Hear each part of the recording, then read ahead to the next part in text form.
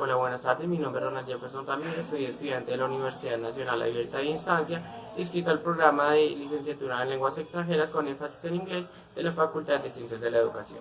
A continuación realizaré haré una aproximación al concepto real de cultura con un enfoque antropológico.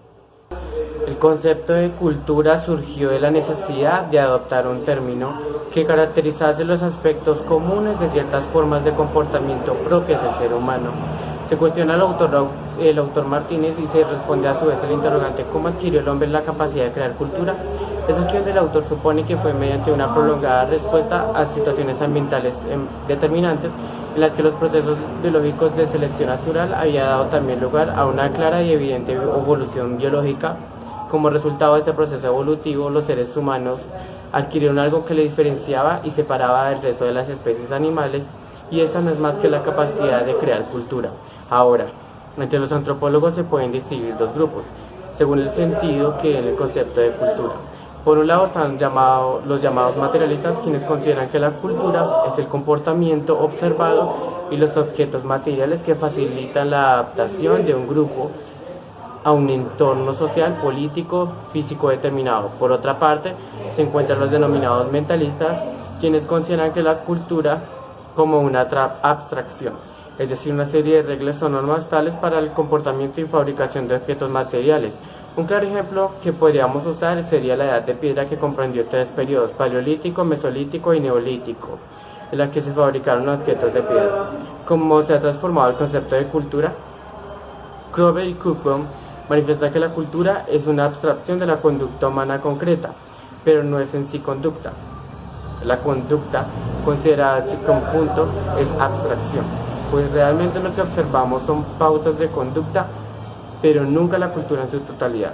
Otros antropólogos, como Kelkowicz, siguen esta línea de entender la cultura como una abstracción. Para este grupo, la cultura se representa como una teoría que los ayuda a comprender una serie de hechos, ordenándolos y dándoles un sentido con una relación de un grupo determinado de individuos. 7 puntos básicos y fundamentales. El primero es que la cultura como referencia es que todos los comportamientos de la cultura social, todos los aspectos de la cultura de un grupo determinado responden a un modelo único. Tercero, todas las culturas están sujetas a procesos de cambio con mayor o menor intensidad como resultado del contacto con otros grupos. Cuarto, cada cultura responde a un conjunto de símbolos determinados mediante el cual establece relaciones y se comunican los individuos del grupo. La vida social se desarrolla dentro del grupo. Dentro de cada cultura existe un margen de permisibilidad en el comportamiento de los individuos, lo que significa que las reglas no son completamente rígidas. Cada cultura se transmite de generación en generación mediante mecanismos específicos y ya acordados tradicionalmente. Esto indica que todas las culturas tienden a modificar cada una de sus costumbres, tradiciones y sin perder su esencia.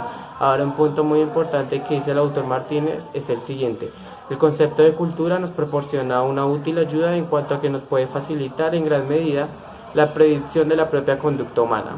Cuanto más conozcamos de una cultura, más fácil nos será predecir la conducta normativa de sus miembros. ¿Cuál es la diferencia entre cultura y sociedad? A continuación suscitamos que debemos entender que cultura y sociedad no son lo mismo. Podemos hablar de un individuo como perteneciente a una sociedad, pero no a una cultura. Una sociedad es un agregado de individuos que están unidos por una serie de principios comunes, que actúan juntos para conseguir metas comunes y que mantienen una serie de relaciones interpersonales. La sociedad está compuesta por entes y la forma en que se comportan es su propia cultura. En este proceso de socialización, donde el hombre va a ir dependiendo en parte los rasgos característicos de su propia cultura y sobre todo los medios de comportamiento con respecto a los demás. Es aquí donde definiremos el concepto de culturalización, de relativismo cultural y de etnocentrismo. Comenzamos con el concepto de culturación. Este aprendizaje es tanto consciente como inconsciente, tanto que las personas jóvenes adquieren conocimientos sociales y los modos de comportamiento de generaciones mayores. Este proceso no termina en la niñez, sino que continúa en la etapa adulta del individuo. En realidad, este aprendizaje acaba con la muerte. El relativismo cultural afirma que las pautas positivas y negativas, es decir, los valores del bien y el mal, y los de uso edificativos, son relativos a cada cultura.